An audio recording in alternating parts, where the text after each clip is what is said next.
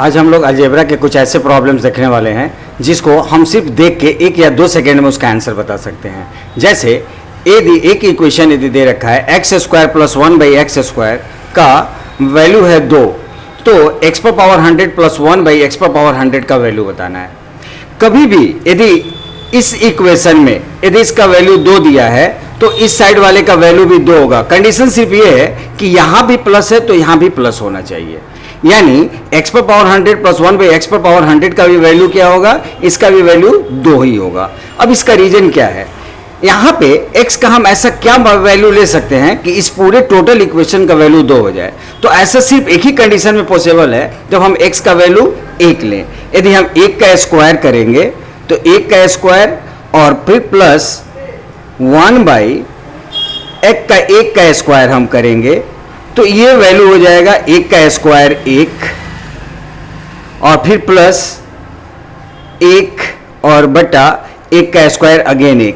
तो 1/1 का वैल्यू भी क्या होता है, 1 होता है, यानी 1 + 1। और इस कंडीशन में ये वैल्यू मेरे को टोटल क्या मिलता है, 2, यानी x का वैल्यू क्या है मेरा 1।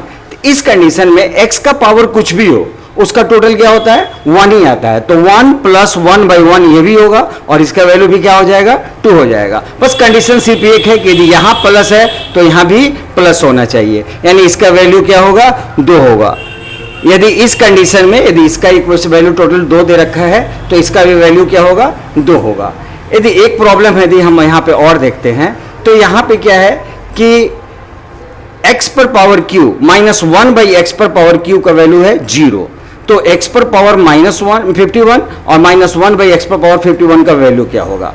अब यदि यहां माइनस और यहां माइनस है और यदि इसका वैल्यू 0 है तो इसका भी वैल्यू क्या होगा, 0 ही होगा। जैसे यदि यहां पे प्लस है और यहां पे प्लस है तो इसका वैल्यू क्या था, 2 था, तो इसका भी वैल्यू 2 था। उसी तरीके से यहां पे यदि इसका वैल्यू 0 है तो इसका भी वैल्यू क्या होगा, 0 होगा। कंडीशन सिर्फ वही है क्या, तो यदि x का वैल्यू यदि हम 1 रखेंगे तो 1 का q क्या होता है, 1 होता है, और -1/1 का q क्या होता है, 1। तो 1 में से 1 माइनस करते हैं तो क्या मिलता है, 0।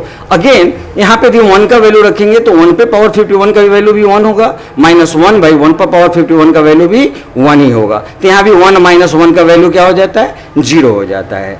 यदि एक प्रॉब्लम यदि हम और देखते हैं तो यहाँ पे क्या है कि x + 1/x का वैल्यू है 2, तो x पर पावर -500 -1/x पर पावर 500 का वैल्यू क्या होगा। अब इस कंडीशन में यदि यहां प्लस है और यहां माइनस है तो प्लस वाले का वैल्यू यदि 2 है तो माइनस वाले का वैल्यू क्या होगा, 0 हो जाएगा।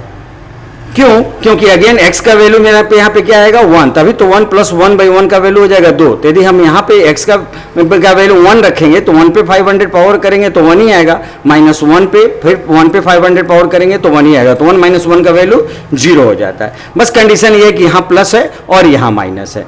यदि अगले कंडीशन में यदि देखें, यहाँ पे माइनस है, यहाँ पे माइनस है और यहां पे प्लस है। अगेन जब यहां माइनस है और इसका वैल्यू 0 है और यहां प्लस है तो इसका वैल्यू 2 हो जाएगा,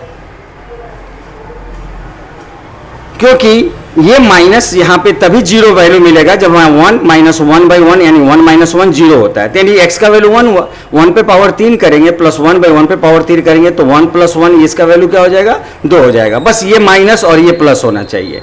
यदि अगले कंडीशन में यदि हम यहाँ पे देखते हैं, यदि यहाँ पे x का वैल्यू जो है वो पावर 4 - 1/x पर पावर 4 का वैल्यू 0 है। अगेन यहाँ x का वैल्यू हम 1 रखेंगे तभी ये पॉसिबल है 0 आना।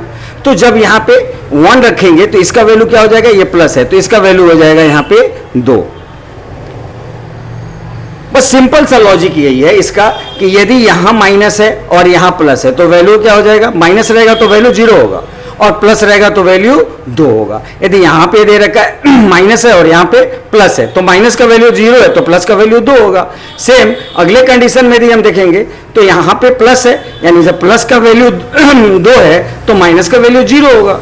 और यदि हम देखेंगे कि यहाँ भी माइनस है और यहाँ भी माइनस है तो माइनस का वैल्यू यदि 0 है तो फिर अगेन माइनस का वैल्यू 0 होगा। सेम यदि ऊपर वाले में हम कंडीशन में देखते हैं, यदि यहाँ पे प्लस का वैल्यू 2 है तो यहाँ भी प्लस का वैल्यू 2 होगा।